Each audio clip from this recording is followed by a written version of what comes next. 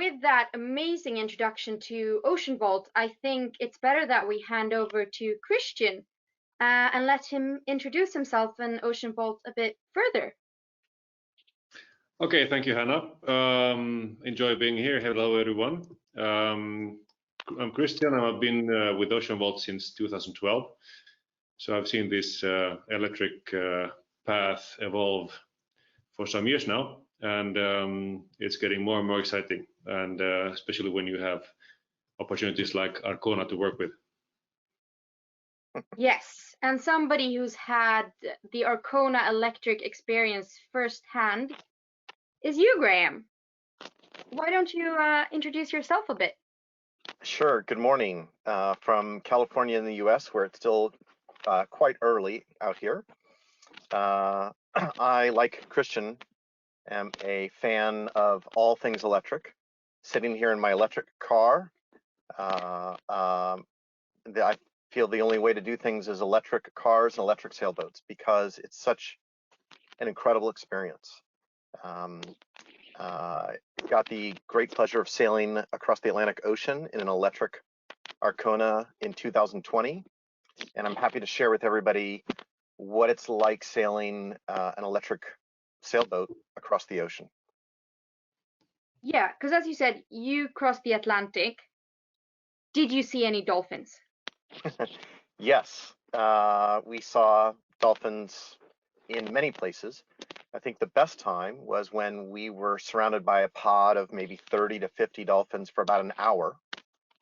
And they were, during that hour, anywhere from 1 meter to 10 meters away from our boat at the farthest. And it felt very much like they knew that what we were doing for our oceans was different. That's absolutely incredible. So they just saw this big, beautiful white dolphin going electric across. So continuing on that. They may have just liked the speed of an Arcona sailboat. Who knows? I mean, if you could match the dolphins, it must have been pretty quick. So what is it like sailing on an electric yacht? Did you have to change your sort of approach compared to having a traditional yacht with a traditional engine, I should say? So yes, and I think you're right to change your words to traditional engine, because I think sailing across the ocean in an electric sailboat is in the tradition of sailing. I think the diesel engine has taken us away from the tradition of sailing.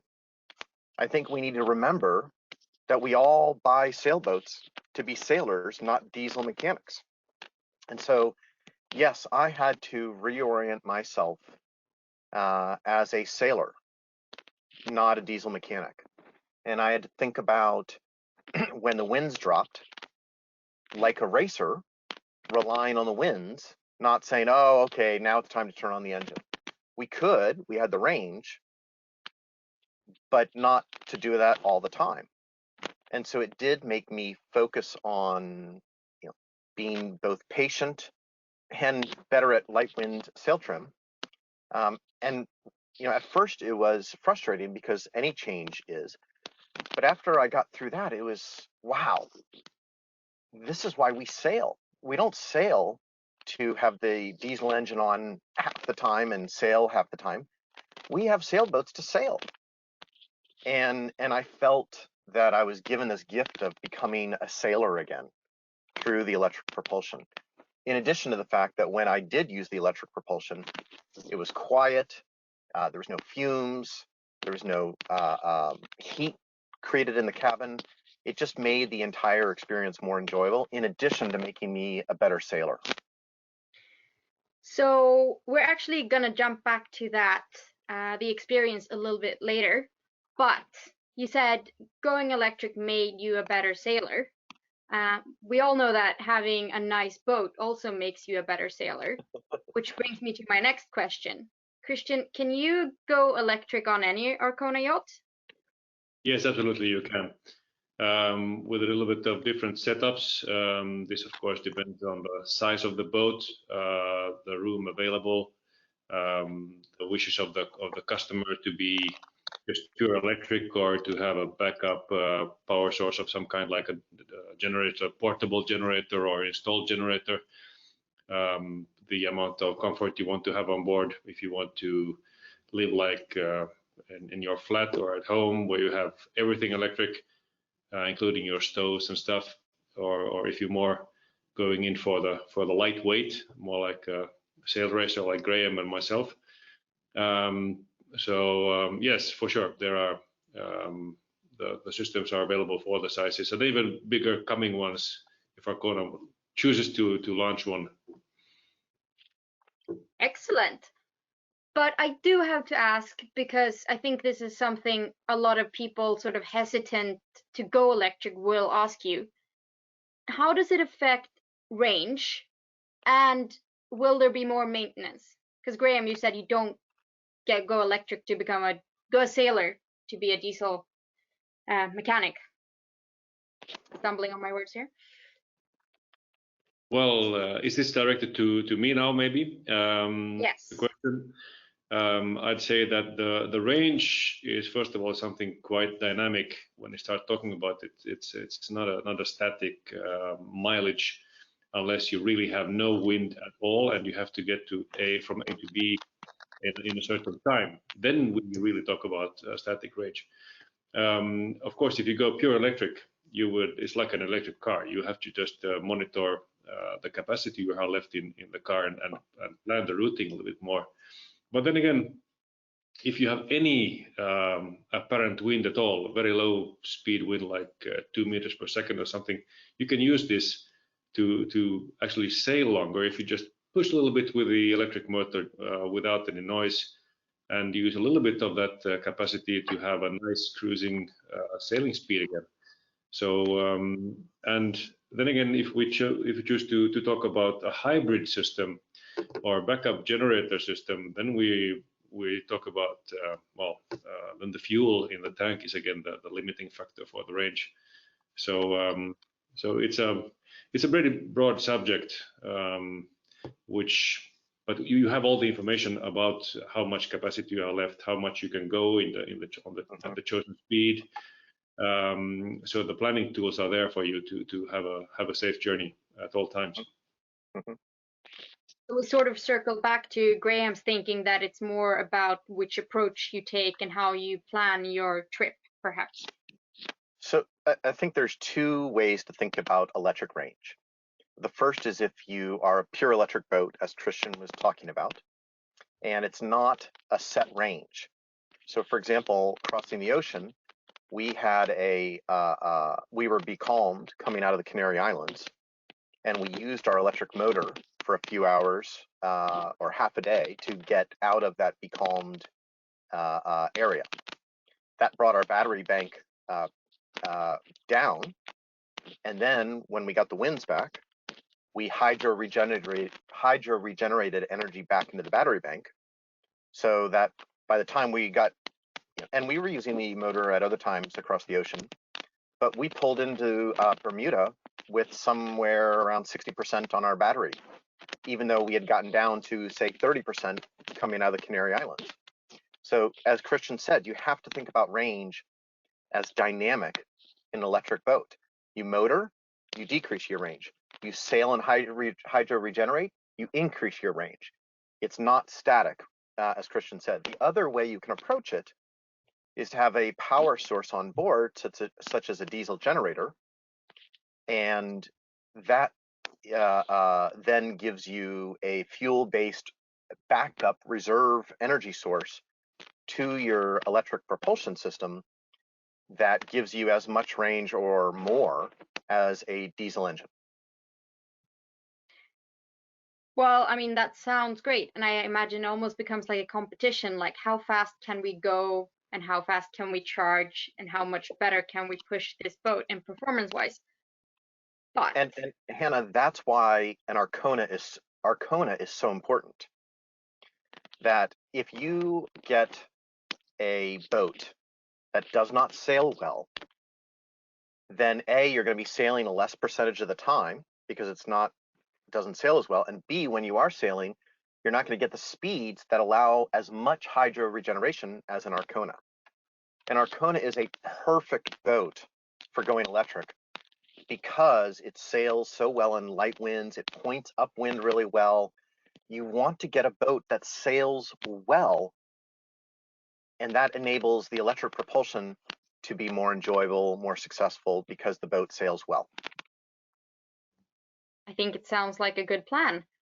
But there's still one question, and I mean, maintenance. Can I expect to have my engine serviced like you do a traditional engine, Christian, if you go electric? Yes, but you don't have to do anything because there's nothing to service really, unless you. I mean, if you would check the anodes on the propellers. You would check the anodes, sacrificial anodes on the shell drive. You would check the oil. We do recommend to check and change the oil once a year in the drive itself, but that would be maybe $8 or €7.5 worth of money. And but then again, you don't have any hassle like in the Nordic countries or in Northern America. You would take out the boat for the winter and winterize the motors, but that doesn't exist anymore because there's no water that can freeze or anything else. So there's simply nothing to service in the motors themselves. Of course, you have to take care of the batteries. So service charging of batteries is very, very important, like in an electric car again.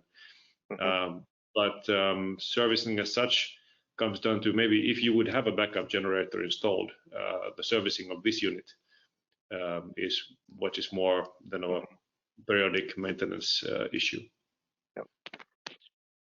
So I think some common sense and actually less maintenance. yes. Oh, yeah. Perfect. Two things. One, Oceanvolt can remotely connect to the system and diagnose and address many of the issues that come up through their remote support. Again, that's very different than a diesel engine. And two, anybody who owns an electric car, you ask them what maintenance they've done on the electric car, they'll say, I've changed the windshield wiper fluid.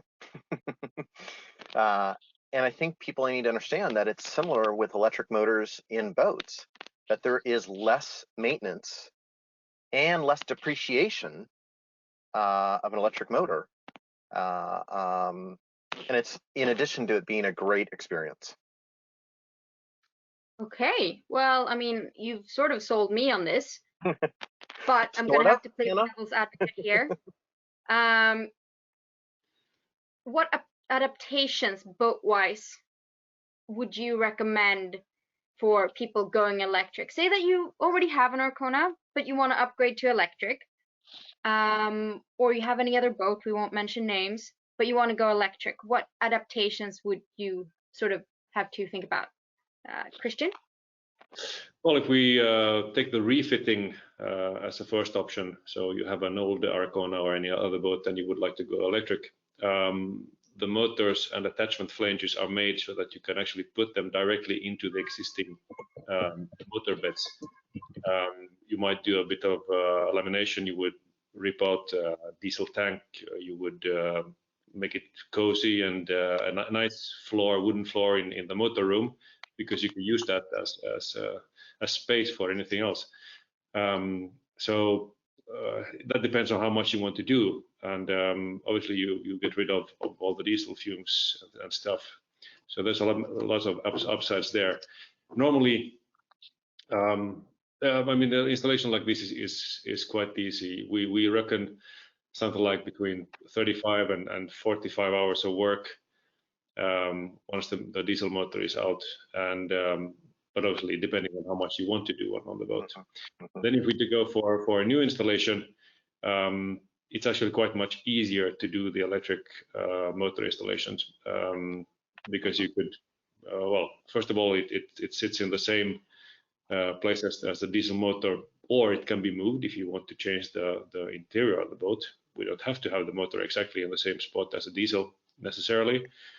The placement of the batteries is basically up to the boat design.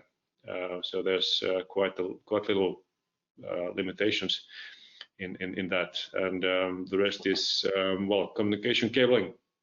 We don't have any hard wires going anywhere. It's just CAN bus cables which powers up the system. So it's in the end, it's well, for any new installation, for any first installation, you always have a lot to think about before you get used to it. But after this, it's really a fast job to do. That sounds good. So, Graham, once you've then installed your new electric motor or gotten your boat with electric propulsion, what sort of experience can you expect on board? You mentioned it a little bit earlier, but Sure. So one of the interesting things is anytime you bring somebody on board your boat that's electric and you pull out of the slip, people say, "Wow, this is quiet." And you're having a conversation as you're motoring out of the marina, and people say, usually, we're talking over the diesel engine. I feel this is different. I think Christian and I have gotten used to what an electric sailboat feels like. We take it for granted because this is now our normal. And when we get on board with somebody it's not their normal, it reminds us how much we've gained in terms of our, start to stop finish experience of sailing by having an electric motor on, because we can hear others saying, "Wow, this is great." And it reminds us each time that, yes, we are so fortunate that we have this experience of from when you leave the dock to when you return to the dock, of quiet connection with nature and the winds, because you don't have this all clouded over by the noise and fumes of a diesel engine. so you're more at one with nature and your boat. That sounds great. I'm going to throw in a little bit of a curveball here because we've actually had some questions pop in during the day.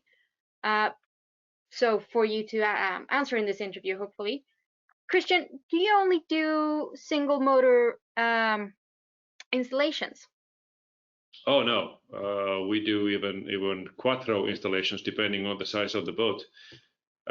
So we've what we see today is a limitation in boat size approximately at 70 feet.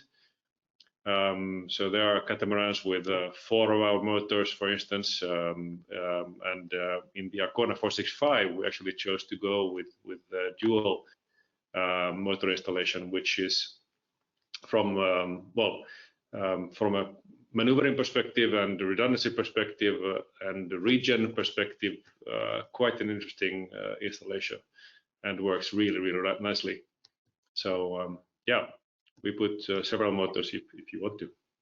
And Hannah, I believe in the coming years you're going to see more and more electric boats that are twin electric motors.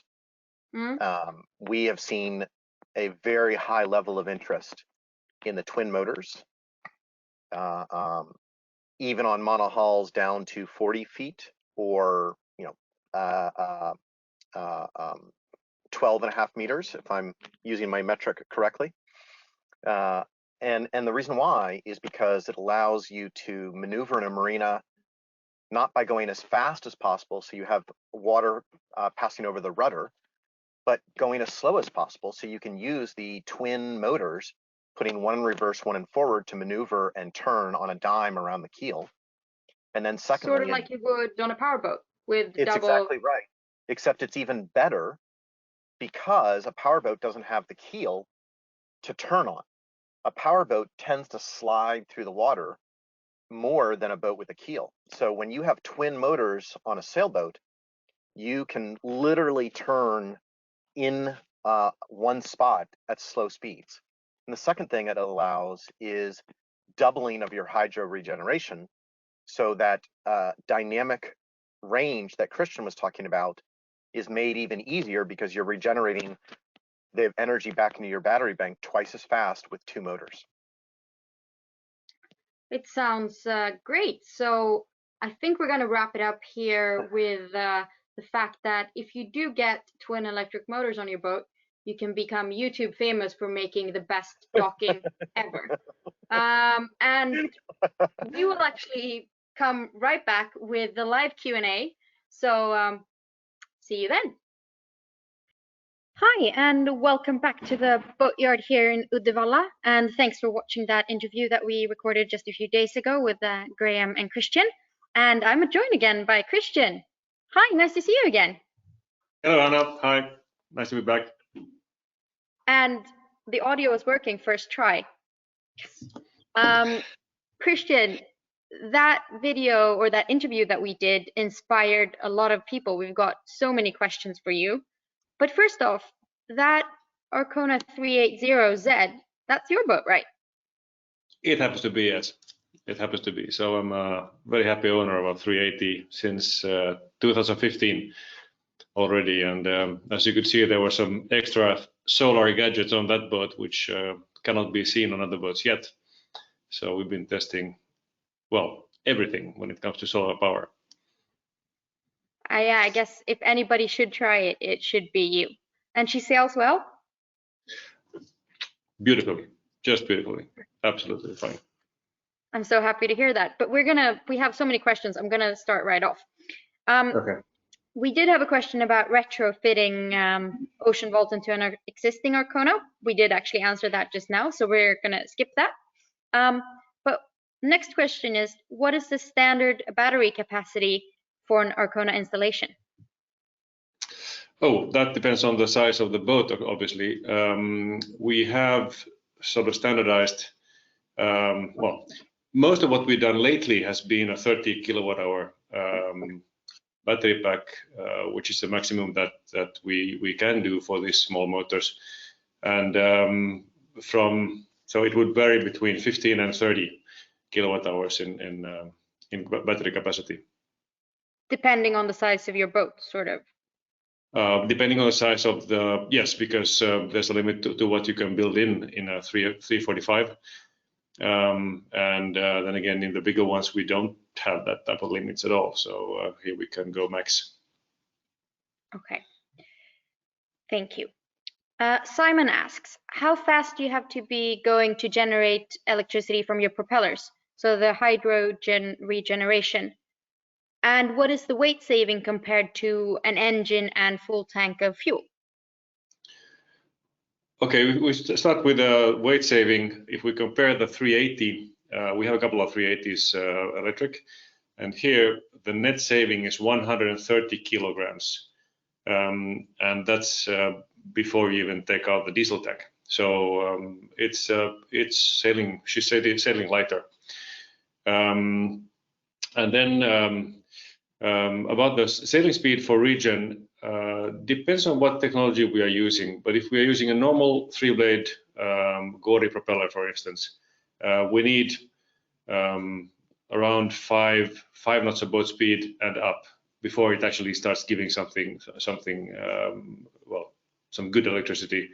And if we use the our newest technology, the servoprops, where we have automatically pitching blades, it starts already at 3.5 kilowatts knots of boat speed, and it's of course quite a lot more efficient. But I'd say that a good sailing speed for hydro regeneration is from 6.5 knots up.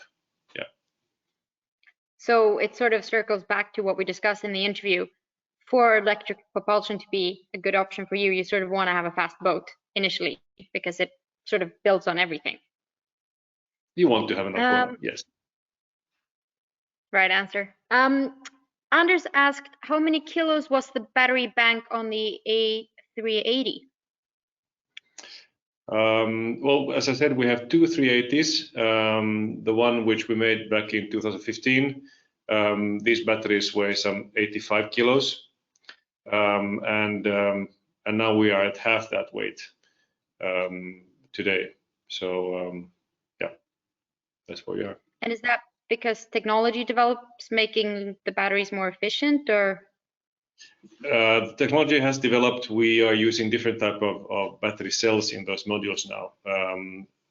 We used to use lithium phosphates, and today we are using NMC. They're all lithium cells, but NMC is approximately 50% lighter in per capacity. That's great, because my next question was going to be which sort of batteries you use, but you already answered that. Ingmar asks, is it a S-drive on the Arcona 435Z? We're looking for an S-drive for 460, but it says it's not available. Oh, for sure. On the Arconas we use only sail drive motors, either in SD format, traditional sail drives, or then the servoprop technology. And a 460, depending on how heavy she is, 1 unit of 15 kilowatts would be enough. Comparing that to the Norwegian 410 hybrid, we only have a 10 kilowatt motor in that one. So again, it depends on the boat use and what your requirements are for boat speed, etc. Okay, moving on quickly. We have a busy long list. People are so curious. So Julian asks, hi, I understand the dynamic nature of range. However, do we have some specific understanding of the range of a 435? Because we discussed a lot about range in our interview and how you sort of work with sailing and regeneration, but do we have any numbers that we can give? Of course, yes. A rule of thumb would be to have a boat speed of 5 to 6 knots for 5 to 7 hours. This is how this type of sizes would go with a normal battery bank. So now that range is of course dependent on how gentle you are on the control lever or the throttle, if you may, because any economic speed stops when you start creating waves. So and for a 380 that means just at 5 knots of boat speed. If you have a longer waterline, that speed decreases a little bit. But if you start to make even small waves, then you know that you are pushing water ahead, and that's not good. So the mindset needs to be changed a little bit. But if you can calm your mindset down and accept 5-6 knots of boat speed, then you can get a good range. Yes, and in fact, when you jump on a boat, electric boat, and you have the capacity in front of you in the display, it's just a human nature thing to save capacity, and suddenly you might not be in a hurry anymore. And normally, when you jump on a sailboat, you're already there, so it's not a big issue. And I think we're going to continue because Julian has actually added an additional question. He asked, how does the boat handle compared to a diesel engine? Okay, well, since the electric system is always on idle, you have the explosive speed really in your fingertips, so you can immedially, with the high torque you have, you stop the boat quite quickly if you need to. So please ask your crew to hold on if you are going full reverse. So it's much more agile, much faster, and since you don't hear anything, you don't hear the noise, that might take people by surprise a little bit. I know Graham isn't here because he's the electric car specialist, but can you compare it to, say, driving an electric car in a sense, in the way that it handles? Yeah, fortunately the propellers have a bit of water slip, so it's not that explosive, but yes, and that is it is much faster and much more powerful, and that is why we can use in a sense smaller electric motors compared to the diesel sizing on the boat, especially for maneuvering. So we compare 1 to 3. So if you normally have a 30 horse diesel in a boat, a 10 kilowatt electric motor is just fine, sometimes even overpowered. Thank you. So Fabio from Japan, so we actually have somebody watching with us from Japan, is asking, so if you plan to travel pure electrical, the boat becomes very important, like the actual physical boat.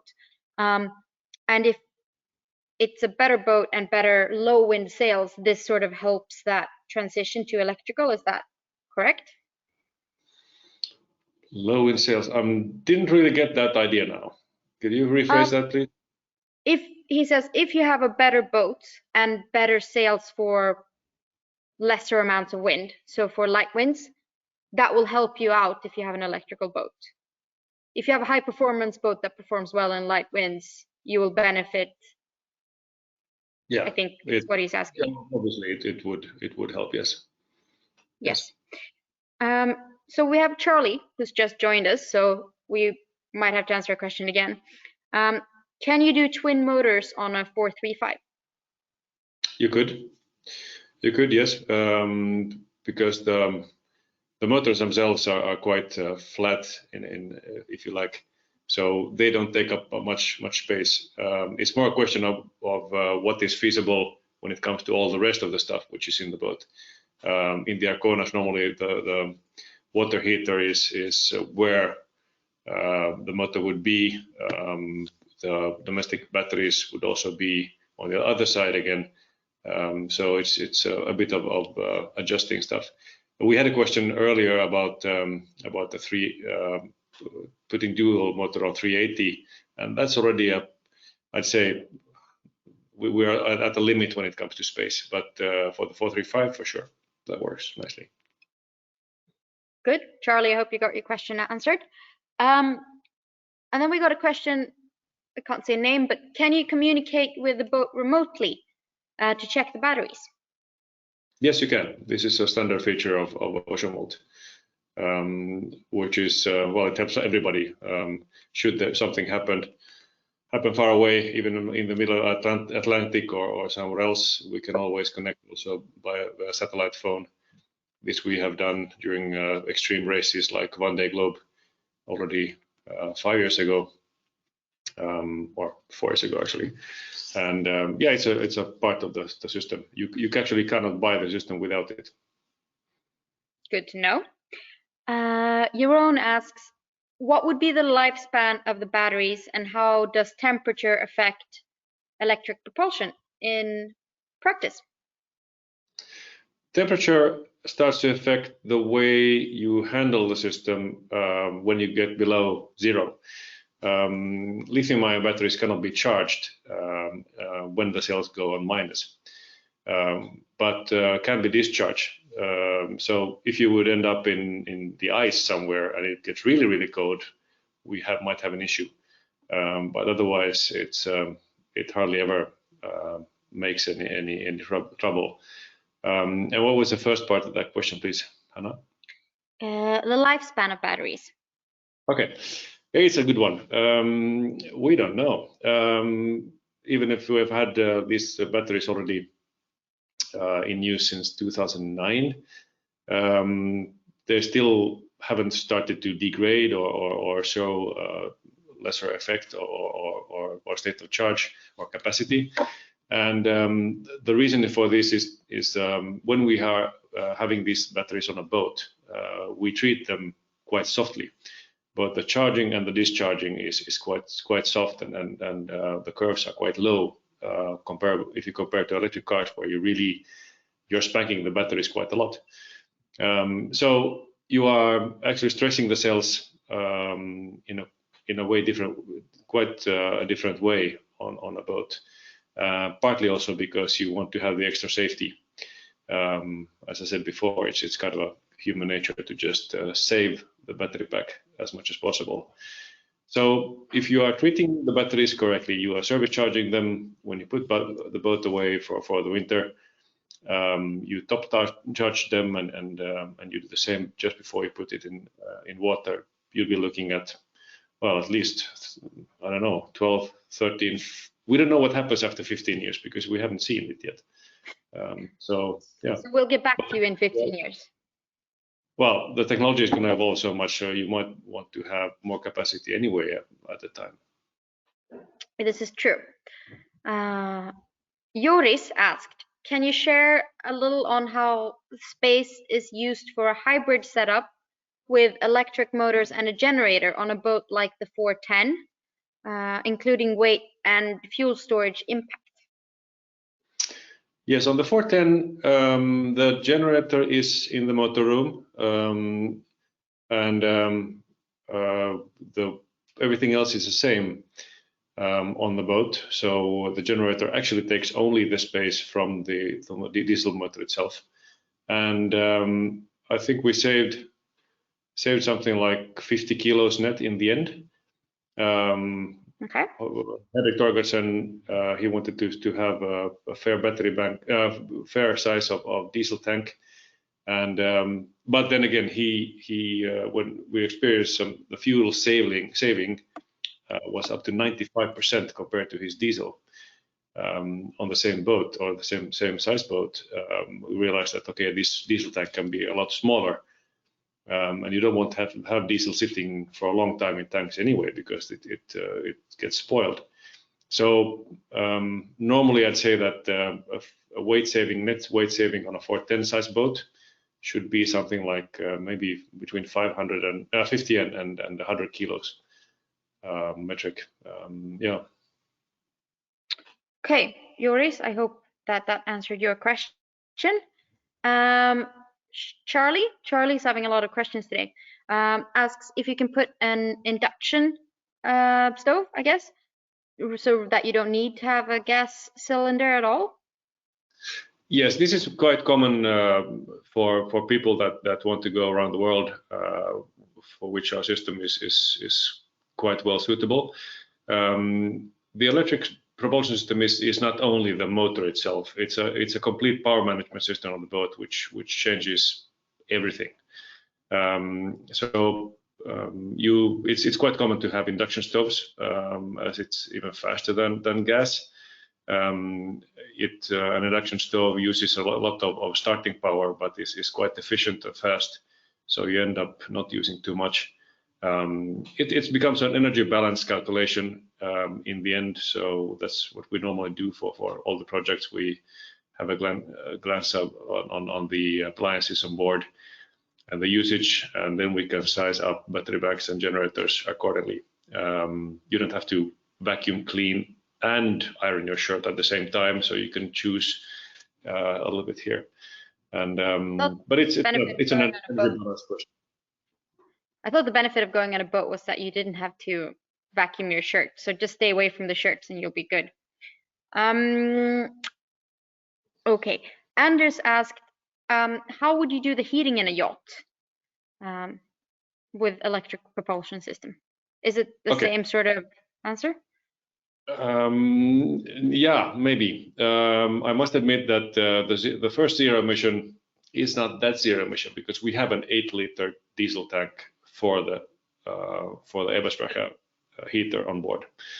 The reason for this is that it actually was already installed when that boat became ours. So the heating, there are 48-volt heaters, and so you can do it all electric, and you might have a combined AC, air conditioning and heating system installed in a boat like that, or you would just keep onto a small diesel tank for the heating system if needed. Okay, thank you. Fabio asks a question regarding, we talked about the temperature of batteries before. Do you need some sort of cooling for the batteries or for the system? It depends on what batteries we have installed. Lithium phosphate don't really need any cooling as such. They can be quite closely installed with each other. The NMC batteries need something like 5-6 millimeters between them in order to have an air convection which takes off the heat. Okay, so no cooling system needed extra. We're also, by the way, both Joris and Anders who asked questions are thanking us for your answers, so they're getting their questions answered, which is very good. We're gonna do maybe 2 more questions before we wrap this up. Simon asks, do you need domestic batteries, or does the whole boat run off one battery bank? So domestic by engine, domestic. Well, domestic battery would be the house load batteries normally. We recommend to have a buffer battery in between the 48-volt main battery bank and the electronics on board. And this is all for safety, because should something start happening, then the batteries might have to shut down to protect themselves. and you might want to have some extra battery left for VHF navigation, lights, what have you. So yes, you can make it so that everything comes out of one battery bank, but we do recommend to have, as said, a buffer battery as a domestic battery. But this can be a lot smaller than the traditional ones, so to speak. A rule of thumb is to start with maximum half of that. Perfect. We're going to go to the final question, so you're going to have some time to actually explain properly. Under sail, what is the capacity to replenish the range on a 435? Like, how long does it take to, I guess, replenish, hydro regenerate? Okay, we've used a 1 to 5 rule. So 1 hour of motoring needs 5 hours of sailing to get that amount back. Of course, that's quite a dynamic way of seeing it. It really depends on so much on the winds and the boat speed that you can have. But it's something that you get used to it quite quickly. And let's say that you take up the boat from the harbor and you would be going approximately an hour under motor. You might be using something like 10% of the battery capacity or less. Now this might take some 2, 3, 4 hours to recharge back if you have a good wind situation, or a bit more if it's quite calm. And then again, if the wind angle has a lot to do here. So going downwind is normally not so efficient, but going half wind or with the Jenneker is really powerful. Going upwind, normally you don't do regen when tacking, but you can do that too. So 1 to 5 ish is what I would use as a rule of thumb here. 1 to 5 and a good code 0 sail would be helpful, I guess. Yeah. Oh yeah, Perfect. Would help. Yes. So I'm getting a lot of people find this very, very interesting. Unfortunately, I think we could probably go another hour with questions, but we're going to wrap it up here. But if you have any questions or want to go electric on your current Arcona or any other boat, how do you get in contact with Oceanvolt? Just send a mail to sales@oceanvolt.com and we'll be back to you with answers. Absolutely. Perfect. So for you guys joining us, Christian can help you out to go electric. And if you have any questions to Arcona that's not Oceanvolt related, you can send more questions, because we'll have a final Q&A with Nicholas and Magnus after this. If you want to book a meeting with Arcona, send an email to info@arconayachts.se. And I guess with that, we know you guys been waiting for this. We are going to take you a behind the scenes tour of the yard that I'm actually sitting in. So Christian, I hope you stay on and watch the yard tour from Uddevalla. And fingers crossed, tech won't do anything to us. And we will be back in a few seconds with the yard tour of the Arcona Yachts yard.